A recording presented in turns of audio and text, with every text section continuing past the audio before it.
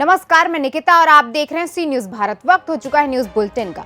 खबरों के इस पहले बुलेटिन की शुरुआत करेंगे औरैया की खबर के साथ, जिसमें हम आपको बताएंगे सेना निवृत्त कर्मचारी एवं पेंशनर्स एसोसिएशन का वार्षिक सम्मेलन हुआ संपन्न। इसके बाद आपको बताएंगे बाराबंकी की खबर, जहां तेज रफ्तार पिकअप लोडर गाड़ी ने एक टेम्पो में मारी जोरदार टक्कर, जिसमें टेम्पो चालक की मौके पर ही मौत हो गई। और इसके बाद रुख करेंगे रीवा की ओर, जहां कांग्रेस नेता कुंवर ने सामुदायिक स्वास्थ्य केंद्र में अनियमितता देख कार्रवाई की अपील की। ऐसी ही तमाम खबरों पर विस्तार से करते हैं चर्चा। जनपद औरैया के कस्बा बिथूना में सेवानिवृत्त कर्मचारी और पेंशनर्स एसोसिएशन की वार्षिक बैठक संपन्न हुई। सम्मेलन में सेवानिवृत्त पेंशनरों के समक्ष आ रही कठिनाइयों पर चर्चा की गई। इस दौरान पेंशनरों को सबसे ज्यादा दिक्कत चिकित्सा प्रतिपूर्ति और बिलों के भुगतान को लेकर महसूस हुई। सम्मेलन में पेंशनर्स के सामने आने वाली समस्याओं से संबंधित एक ज्ञापन राज्यसभा सदस्य गीता शाक्य को सौंपते हुए उनके शीघ्र समाधान की मांग की गई है।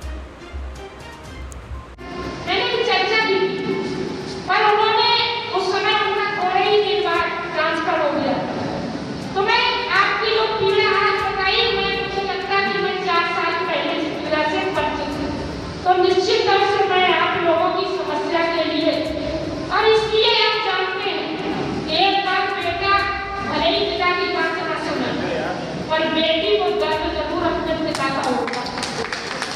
अब मैं यहाँ की बेटी हूँ, निश्चित तौर से मुझे कई लोगों ने पढ़ाया भी है। यहाँ के क्योंकि मेरी शिक्षा ये सारी PIC में हुई है, बच्चा 6 से लेकर इंटर तक, तो यहाँ मैं शिक्षित भी हुई, पढ़ी भी हुई और पढ़ी भी। तो निश्चित तौर से आप विश्वास मानिए जो मेरे द्वारा केवल यही नहीं, आपको जिस तरीके से हमसे उम्मीद है आप खुलकर कहिए, आप बताइए, मैं आपकी जितने मेरे लायक काम होगा मैं उससे ज्यादा आपके साथ खड़ी रहूंगा। आप मेरे सामने मेरे बगल में बड़े भाई खड़े हैं, डॉक्टर साहब ने एक दिन हमें फोन किया कि गीता जी मेरा ट्रांसफर हो गया बैंक में और मैं चाहता हूँ कि मेरे पोस्टिंग बिल्कुल किस्ती से हो जाए। औरैया से सी न्यूज संवाददाता अनूप की रिपोर्ट। जनपद बाराबंकी के फतेहपुर थाना क्षेत्र के बसेरा गांव के पास तेज रफ्तार पिकअप ने टेम्पो में जोरदार टक्कर मार दी। टक्कर इतनी भीषण थी कि टेम्पो चालक की मौके पर ही मौत हो गई। वहीं टेम्पो पर सवार एक अन्य गंभीर रूप से घायल हो गया। ग्रामीणों की सूचना पर मौके पर पहुंची पुलिस ने घायल को इलाज के लिए सामुदायिक स्वास्थ्य केंद्र में भर्ती कराया। वहीं मृतक के शव को कब्जे में लेते हुए पंचनामा भरकर पोस्टमार्टम के लिए भेज दिया। जानकारी के मुताबिक टेम्पो बाराबंकी से सवारी लेकर गया था। वहीं फतेहपुर से सवारी उतारकर टेम्पो चालक अपने दोस्त के साथ वापस बाराबंकी जा रहा था कि तभी बसेरा गांव के पास तेज रफ्तार पिकअप ने जोरदार टक्कर मार दी। टक्कर इतनी भीषण थी कि टेम्पो चालक की मौके पर ही मौत हो गई। बाराबंकी से सी न्यूज संवाददाता हयातुर रहमान की रिपोर्ट।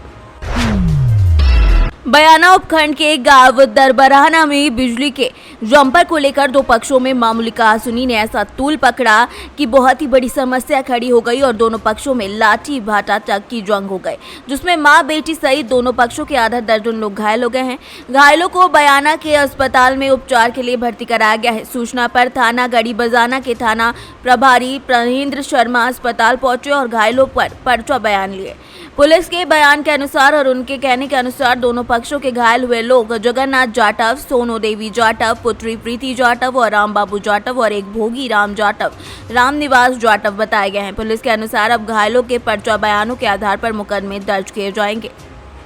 10 सितंबर को गांव दरबराना इलाका थाना गड़ी बाजना में जाटव समाज के दो पक्षों में झगड़ा हो गया, जिसमें मजरूरों को हॉस्पिटल बयाना में भर्ती कराया गया, जिनका मेडिकल कराया गया और पर्चा बयान के आधार पर मुकदमा दर्ज किया जाए। भरतपुर से सी न्यूज संवाददाता लोकेंद्र शर्मा की रिपोर्ट। बयाना में ट्रक चोरी के बाद अब बीती रात को अज्ञात चोर सुभाष चौक के पास खड़ी स्कॉर्पियो गाड़ी को चोरी कर ले गए। चोरी की ये वारदात सीसीटीवी में कैद हो गई, जिसमें अज्ञात चोर इस गाड़ी को अपने साथ लाई गाड़ी से अटैच करते हुए नजर आए। पुलिस इन फुटेज को खंगालने में जुटी हुई है। चोरी की वारदात का पता सुबह जगने पर लगा। ये स्कॉर्पियो गाड़ी बयाना के सुभाष चौक के पास से चोरी हुई है। चोरी की सूचना पर मौके पर पुलिस भी पहुंची और घटनास्थल का जायजा लिया। पीड़ित प्रेम प्रकाश ने बताया कि उसकी स्कॉर्पियो गाड़ी रोजाना की तरह घर के सामने सड़क किनारे खड़ी थी कि रात को अज्ञात चोर चोरी कर ले गए। बता दें कि करीब 1.5 माह पहले भी बयाना से ही चोरी किए गए ट्रक को पुलिस ने कड़ी मेहनत कर कुछ ही दिन में हरियाणा से बरामद कर लिया था। आज रात को 2:30 बजे के आसपास मेरी गाड़ी स्कॉर्पियो RJ05 0811 जो कि सुभाष चौक सर्किल से चोरी हो गई है। सुबह जगने पर मुझे पता चला कि मेरी गाड़ी यहाँ से गायब है। धन्यवाद। भरतपुर से सीनियर संवाददाता लोकेंद्र शर्मा की रिपोर्ट।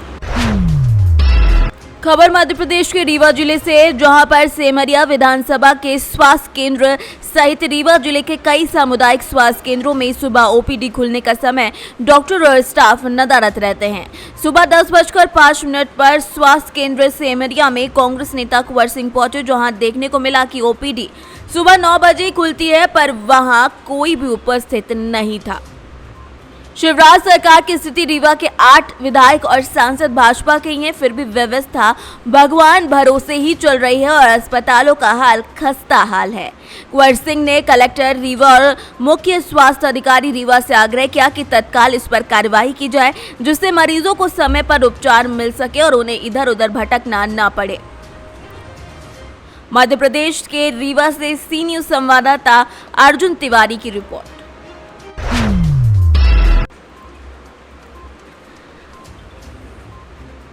बांका सरकार के लोक स्वास्थ्य अभियंत्रण विभाग के मंत्री ललित यादव को रविवार को चांदन पहुंचने पर जोरदार स्वागत किया गया।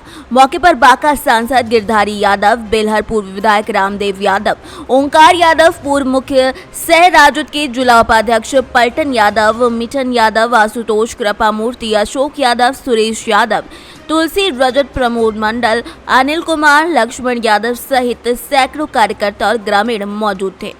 मंत्री सभी कार्यकर्ताओं से अपने अपने क्षेत्र के बारे में चर्चा करते हुए नजर आए। वहीं चांदन पंचायत के आशुतोष कृपामूर्ति के द्वारा चांदन में PHD विभाग द्वारा ग्रामीणों को समय पर पानी नहीं उपलब्ध कराने पर लिखित आवेदन दिया गया, जिसका समर्थन सांसद गिरधारी यादव और चांदन पंचायत के मुखिया अनिल कुमार ने भी किया। ग्रामीणों को पीने का पानी में कठिनाई हो रही थी और मंत्री जी ने आवेदन और सांसद के कहने पर चांदन प्रखंड वासियों को 15 दिन के अंदर इसका सुधार होने का आश्वासन दिया है। आप मंत्री पद से आए हैं सर, इस बार जल संसाधन मंत्री से और नहीं लोक स्वास्थ्य अभियंत्रण। जी जी, तो जनता का, चांदन प्रखंड की जनता का आपको उम्मीद जगी है और बहुत सा विशेषताएं देखें। जल नल योजना की भारी समस्या है, उस संबंध में क्या कहना चाहते हैं? जल नल योजना यहाँ तो पूर्व से नहीं है, मिनी जलापूर्ति योजना है। उससे संबंधित जो भी लोक स्वास्थ्य अभियंत्रण विभाग से संबंधित मामला है, हम लोग उसी को देखते निकलते हैं कहाँ कमी है, हम लोग देख के और उसको कितना जल्दी हम सुधार कर सकते हैं। इसी क्रम में हम लोगों का ये यात्रा है और सभी जिला को हम लोग देख रहे हैं, मुख्यालय को भी और लोक स्वास्थ्य अभियंत्रण विभाग के वहाँ से जहाँ भी हर घर का नल का जल शुद्ध देना हो या जहाँ भी पहले से जलापूर्ति योजना जो भी है, मल्टी विलेज स्कीम है, सारा चीज़ को हम लोग देख रहे हैं और जहाँ का ठीक से फंक्शन हो रहा है तो ठीक है, नहीं हो रहा है तो अभियंता लोग को हम निर्देश दे रहे हैं कि 15 दिन में आप लोग इसको सुधार करिए। जो आपके स्तर पर है सुधार करिए, जो नहीं आपसे हो सकता है आप मुख्यालय को रिपोर्ट बना के भेजिए, हम लोग इसको शीघ्र कोई न कोई उपाय करेंगे।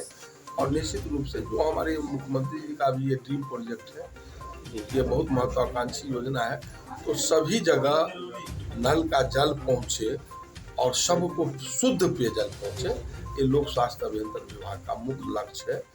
हम शुद्ध पानी मुहैया कराएंगे। बांका से सी न्यूज संवाददाता सरोज कुमार की रिपोर्ट।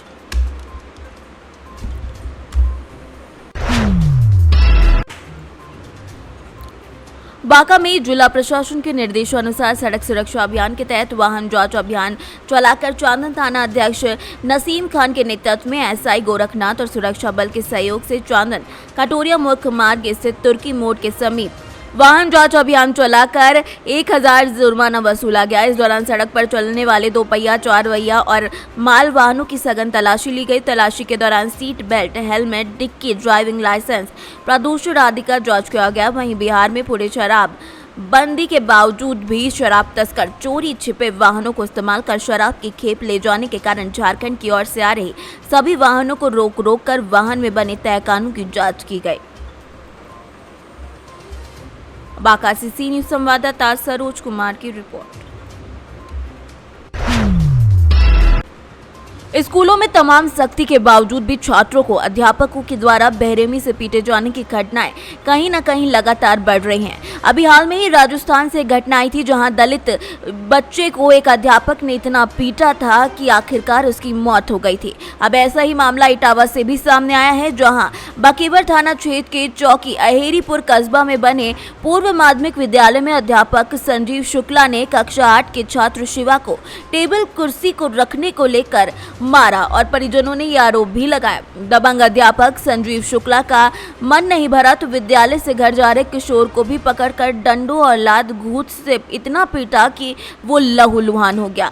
जाति सूचक गालियां देने का स्वजनों ने भी आरोप लगाया है। छात्र की मां विद्यालय में पहुंचकर शिकायत करने पहुंची तो शोर शराबा होता देख वहां से गुजर रहे लोगों की भीड़ जमा हो गई। घायल छात्र को देखा अध्यापक की पिटाई से ग्रामीणों में अब काफी ज्यादा आक्रोश है। क्या नाम है बेटा? शिवा, कहाँ के रहने वाले हैं? जिला इटावा अहेरीपुर का ग्राम में। आपके पिताजी का नाम क्या है? श्री जयचंद सिंह। आपके साथ क्या घटना हुई है? मैं स्कूल में गया था, सब लोग बाहर खेल रहे स्कूल थे। का नाम क्या है? जूनियर हाई स्कूल, मिडिल और फिर मिडिल स्कूल। अहेरीपुर? हाँ, अहेरीपुर। कितने में पढ़ते हैं? 8 में। 8 में। अच्छा, 8 में। हाँ। अच्छा, उसके बाद क्या घटना हुई आपके? मैं क्लास में गया था, सब बच्चे बाहर घूम रहे थे तो मैं भी बाहर जा रहा था। सर जी ने कही कहाँ जा रहे हो? तो मैंने कहा सर जी बाहर कही क्लास में बैठ जाओ। मैं क्लास में बैठ के आया। मैम कह के गई थी कि कुर्सी और मेज अंदर रख देना। मैं मेज अंदर रखने लगा तो सर जी ने, मैम ने कहा था? कविता मैम ने क्या कहा था? मेज अंदर रख देना। हाँ। बरामदे में रखी थी क्या? हाँ, बरामदे में रखी थी। अच्छा, उसके बाद क्या हुआ? मैंने मेज अंदर रखने लगा तो उन्होंने किससे पूछ के मेज अंदर रखा?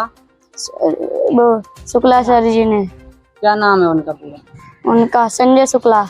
अच्छा, अध्यापक हैं वो? हाँ, टीचर हैं। अच्छा। हाँ। फिर क्या हुआ? मैं मेज रखने लगा तो उन्होंने कहा किससे तेरी हिम्मत कैसे हुई मेज छूने की? चमार है, चमार की तरह रही हो और ये मेज क्यों छू? तब तक मैंने कहा सर जी क्या कह रहे हो? मैम ने कहा था कि तो मैम ने कहा था। तभी मेरे पास आए, डंडा हाथ में ले रखा था नींबू का। उन्होंने मेरे यहाँ पे ये देखो 8-10 डंडे मारे। उसके बाद मेरे पीठ में भी डंडे मारे हैं और ये देखो मेरे पैर में भी डंडे मारे हैं और मुझे भगा रहे थे तो मैं जाने लगा तो उन्होंने मेरे पीछे से लात मार दी तो मैं गिर पड़ा। फिर उन्होंने मेरे 2-3 लात और मार दी। तभी मैं उठा, उन्होंने मेरे पीछे से कॉलर पकड़ लिया, मुझे जाने नहीं दे रहे थे तो उनसे एकदम कॉलर छोड़ी तो मैं एकदम से भाग गया। वो मुझे पीछे से भी इधर आ अभी जान से मार दूंगा और इस तरह की भाषा बोल रहे थे। इटावा से सी न्यूज संवाददाता नितेश की रिपोर्ट। मुख्यमंत्री शिवराज सिंह चौहान ने रविवार को ब्रिलियंट कन्वेंशन सेंटर में प्रधानमंत्री नरेंद्र मोदी की 20 सालों की उत्कृष्ट राजनीतिक यात्रा की गाथा मोदी @20 का विमोचन किया। कार्यक्रम के मुख्य अतिथि मुख्यमंत्री शिवराज सिंह चौहान ने कहा कि मोदी देखने में कठोर लग सकते हैं लेकिन वो अंदर ही अंदर बहुत संवेदनशील हैं।